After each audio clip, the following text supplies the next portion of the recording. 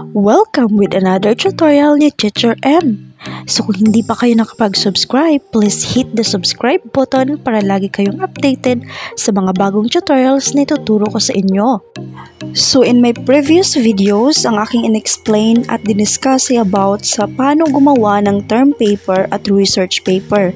So ngayon naman, ang bagong topic na aking i-explain at i-discuss ay about sa mga tips at guide about thesis writing. Magbibigay din ako ng samples para mas maintindihan ninyo kung paano ito gawin. Alam kong lahat sa atin o sa inyo ay talagang required gumawa ng thesis, especially kung graduating students either in college, master's, or doctorate degree na. So ang main topic natin ngayon is ano nga ba ang thesis at paano ito gawin o isulat. Please watch this video hanggang sa dulo para mapadali sa inyo ang paggawa ng isang thesis. Ano nga ba ang ibig sabihin ng isang thesis? So by definition, ito ay isang uri ng academic writing na ginagawa as requirements to obtain a degree or a diploma. In short, bago ka muna graduate, kailangan mo talagang gumawa ng isang thesis. Magkaiba ang thesis writing at research paper writing, tandaan natin yan. Kasi ang thesis ay isang requirements to obtain a degree.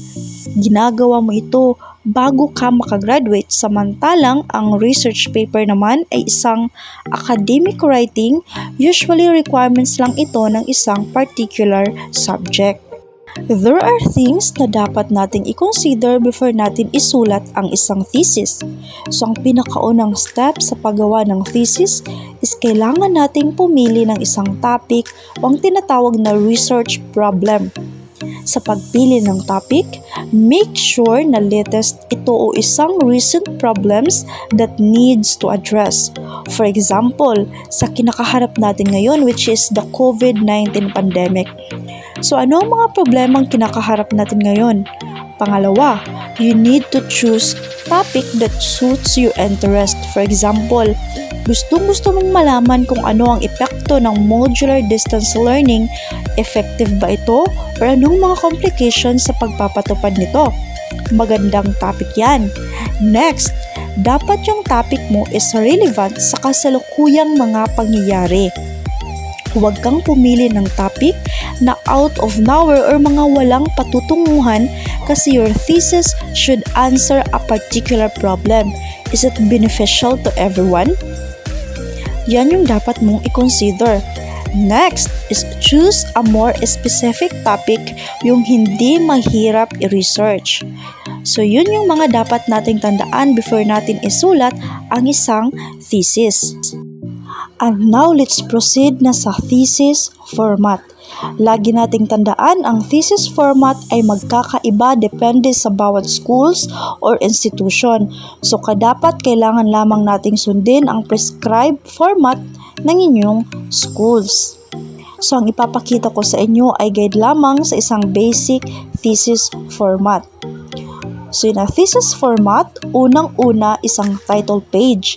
Sa pagsusulat ng title page, it must be written in inverted triangle, uppercase letters, naka-centered at dapat yung title is hindi sobrang haba, okay na yung mga 12 to 15 words. Iwasan natin yung mga sobrang haba na ng mga words. Ito yung sample cover page as your guide. Take note ha, na iba-iba ang thesis format ng bawat schools or universities. Merong ibang schools, required nila yung Arial font style. Meron ding mga ibang schools na Times New Roman font style yung nire-require nila. Meron ding iba, Courier. So, iba-iba ang bawat schools na nire-require na font style. Iba-iba din ang borders ng bawat schools, kaya sundin mo lang kung ano yung format na nire-require sa inyong school. So ang mga ipapakita ko sa inyo ay sample o guide lamang. And now, proceed na tayo sa tinatawag na preliminaries. So ang preliminaries is ginagawa ito after you completed chapter 1 to 4. So ang mga preliminaries, ito yung first is approval sheets, next is acknowledgement, then abstract, sunod is table of contents, then list of tables, graphs, and plate. So first to discuss among the preliminaries is yung approval sheets. So ano yung nilalagay natin sa approval sheets? Usually itong approval sheets ginagawa ito after na ng inyong thesis defense. So nakalagay dito yung name of chair and members of your panelist. So para maging malinaw, you can refer to your school's prescribed approval sheets format kasi iba-iba yung approval sheets ng bawat schools.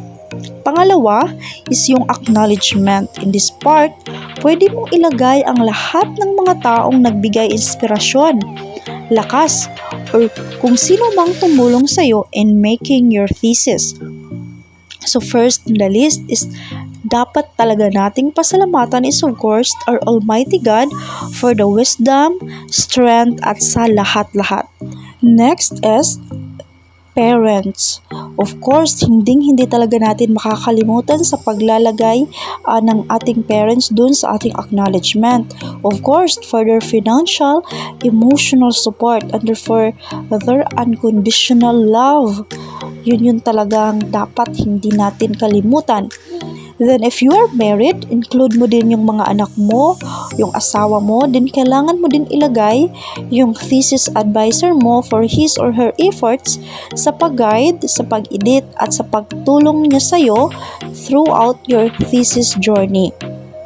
Of course, you should include also your panel of examiners. Kahit pinahirapan ka nila sa thesis defense mo malaki naman ang naitulong nila to make your thesis much better. Dahil sa mga suggestions and recommendations nila. Then, huwag mong kalimutan ang iyong statisticians dahil isa din siya sa mga taong may malaking naitulong sa iyong thesis.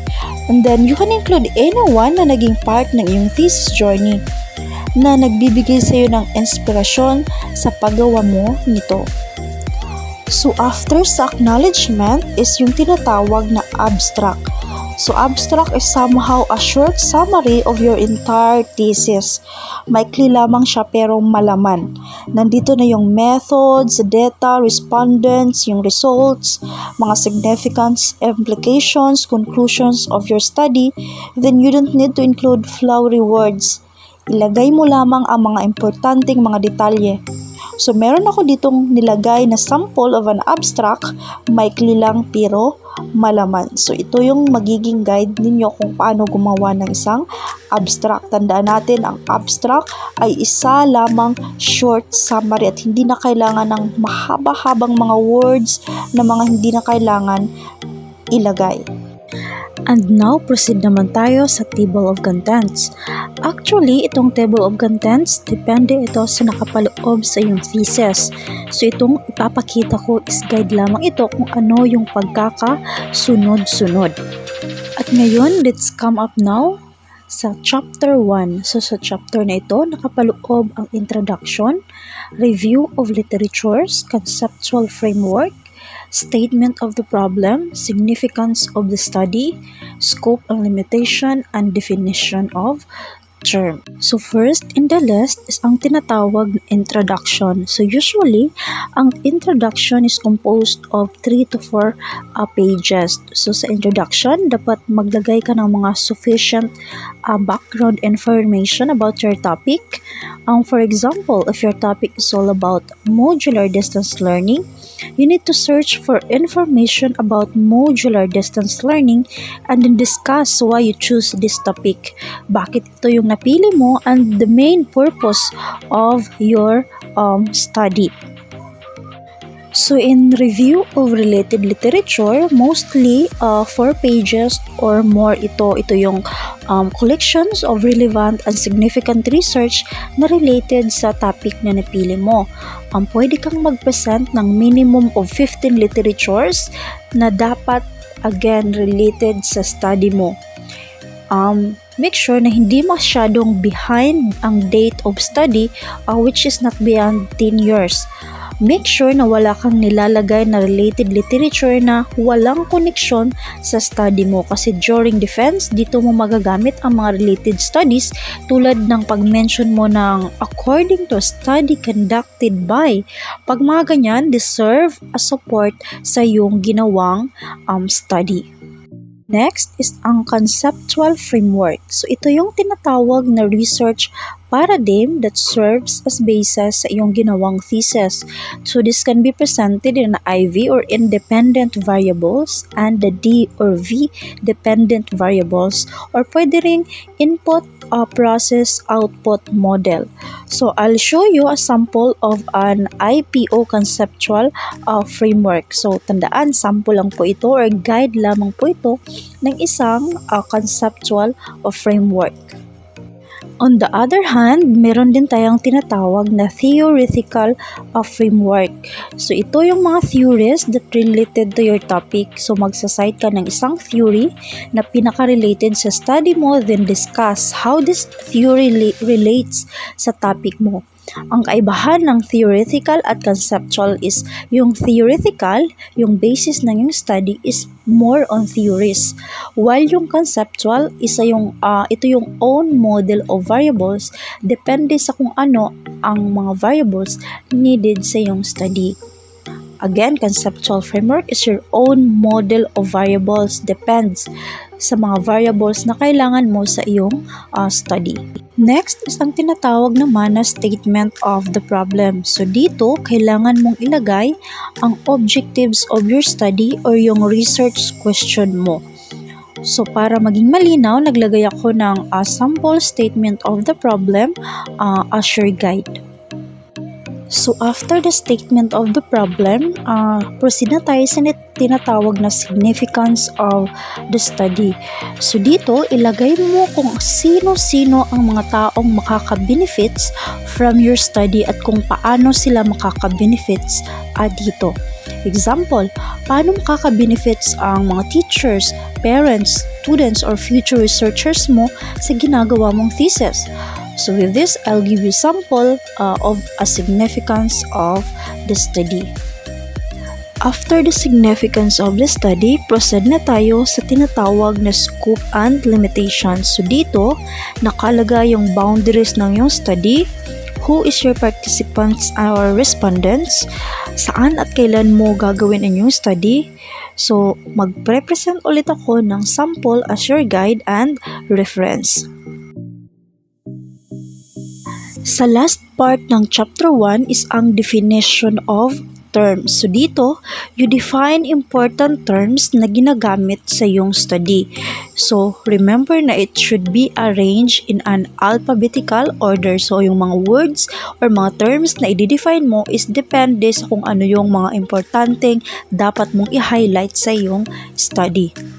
So after nating makomplete lahat yung chapter 1, proceed naman tayo sa chapter 2, which discusses the research design, research environment, research instrument, research procedure, and the data analysis. So sa research design, nakadepende sa kung anong research method ang gagamitin mo sa iyong study. So your study could be an experimental, correlational, either descriptive, quantitative, or historical method. So dito, i-explain mo kung bakit ito yung research method na aakma sa ginagawa mong thesis study. So again, you can refer dito sa ipapakita kong sample. Next is research environment. Ilalagay mo dito kung saan mo ikakandak ang iyong study. So you can give detailed background of your research environment at kung bakit ito yung napili mong lugar na pagkakandakan ng iyong study. Ngayon is research instrument naman. Dito, kailangan mo lang i-explain or i-describe ang mga gagamitin mo sa iyong study. So it could be a research survey questionnaire or iba pa. If you are just using an instrument from other researcher, make sure na you mention it sa iyong research instrument and give credit sa original na gumawa nito. And if ikaw mismo ang gumawa ng iyong sariling research instrument, dapat i-explain at i-discuss mo kung paano mo ito ginawa and also the steps how your instrument is being validated. So I'll show you a sample. In research procedure, dito mo ilalagay lahat ng detalye on how you conducted your research. Then you really need to include the ethical consent form in your research procedure kasi you really asked first permission sa mga respondents mo kung willing ba sila mag-participate as your respondents in your study.